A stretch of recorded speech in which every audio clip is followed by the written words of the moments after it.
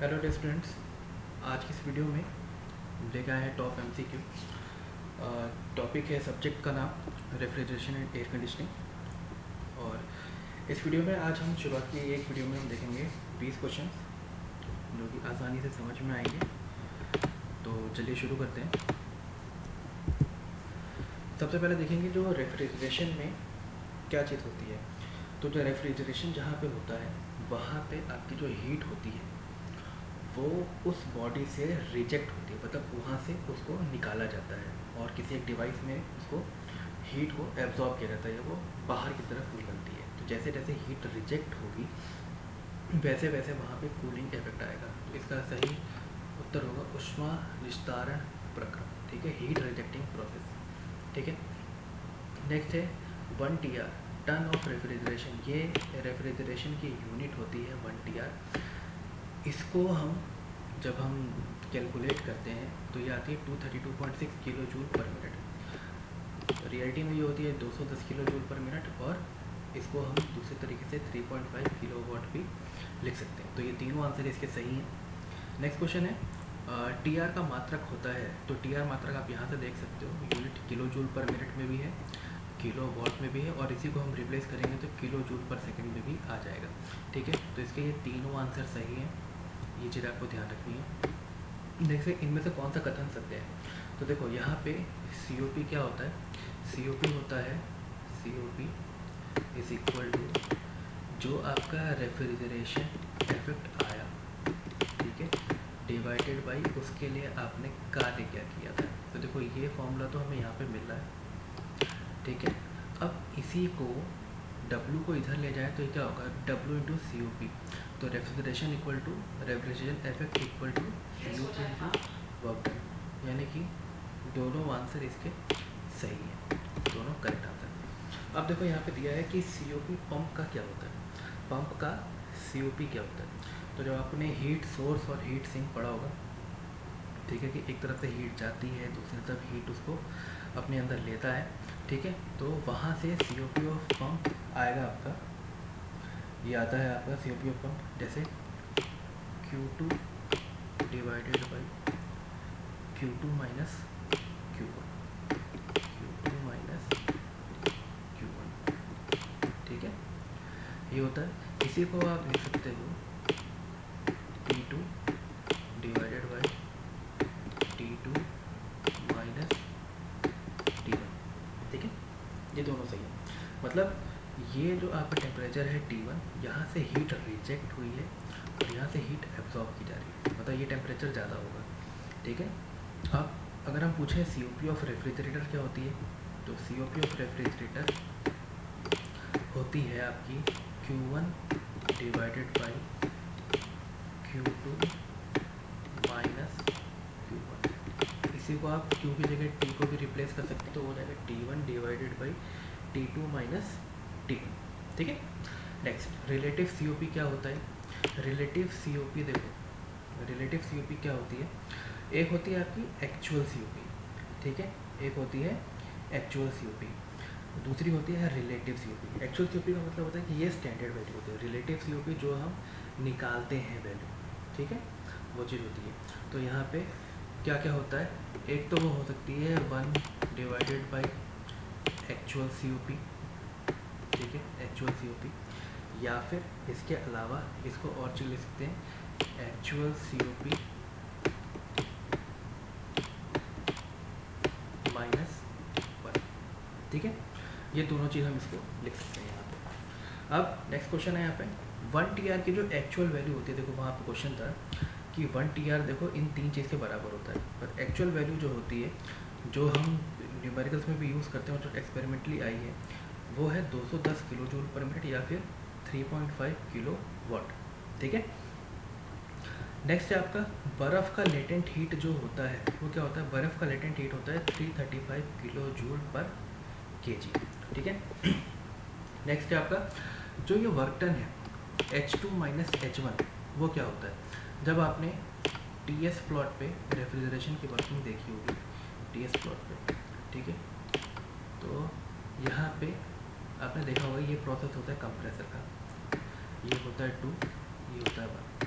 तो H2 minus H1, H2 minus H1 किसका work हुआ? संपीड़न प्रक्रम, यानी कि कंप्रेशन प्रोसेस। नेक्स्ट क्वेश्चन, वाष्प संपीड़न निकाय के लिए COP का मान होता है। वाष्प संपीड़न निकाय के लिए COP का मान होता है आपका, ये देखो यहाँ पे क्या क्या चीज़ आती है। पहला तो आता है कि रेफ्रिजरेशन इफेक्ट कहाँ पे मिलता है।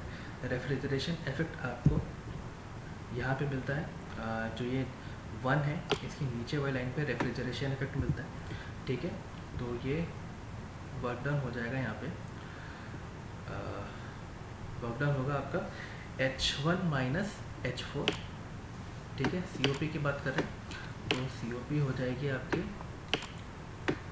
COP हो जाएगी आपकी H1 minus H4, H1 minus H4 divided by जो कंप्रेसर ने वर्क किया, यानी कि H2 माइनस H1, ठीक है। नेक्स्ट, वाष्प संपीड़न निकाय के वाष्प प्रक्रम में कौन सा कथन सत्य है, ठीक है। तो कथन कौन सा सत्य है यहाँ पे देखो, जो प्रेशर होता है, देखो यहीं पे जो प्रेशर है इसका इस पॉइंट पे 1 पे और 4 पे वो सेम होगा, ठीक है। यानी कि जो प्रेशर है 4 और 1 पे, जो प्रेशर है 4 और 1 पे वो सही है बिल्कुल, ठीक है। नेक्स्ट कह रहा है जब 4 और 1 का सेम है तो 2 और 3 का सेम होगा, यानी कि इसका सही ऑप्शन है A एंड B। नेक्स्ट है रेफ्रिजरेशन प्रभाव की मात्रा होती है। तो रेफ्रिजरेशन प्रभाव देखो कहाँ पे मिला था हमें, ये मिला था हमें यहाँ पे, ठीक है।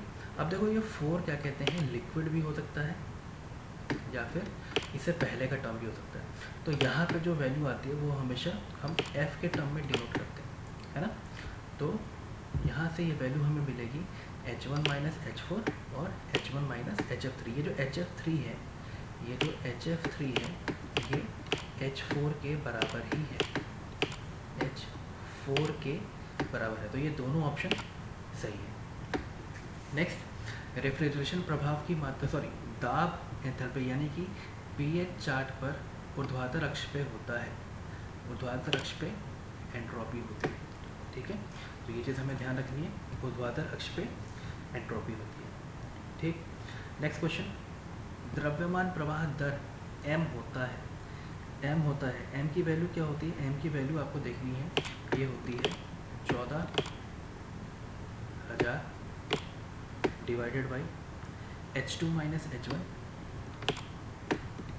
H2 यानी कि compressor work H2 minus H1 into कितना 60, और अगर इसकी यूनिट पूछी जाए तो कितनी होगी, kg पर मिनट टन, ठीक है, पर मिनट टन, ये इसका द्रव्यमान प्रवाह का दर होता है, ठीक है। नेक्स्ट क्वेश्चन पे आते हैं। नेक्स्ट क्वेश्चन है, वाष्प संपीड़न निकाय, वाष्प संपीड़न निकाय में शक्ति का मान होता है, यानी जो पावर आती है वो कितनी होती है। तो पावर का मान होता है P equal to m into H3 minus H2, H3 minus H2 क्या होता है, H3 माइनस H2 होता है जो हीट एक्सचेंज की हमने, ठीक है, जो हीट एक्सचेंज करते हैं उसको कहते हैं डिवाइडेड बाई कितना 60, ठीक है, ये वैल्यू होती है।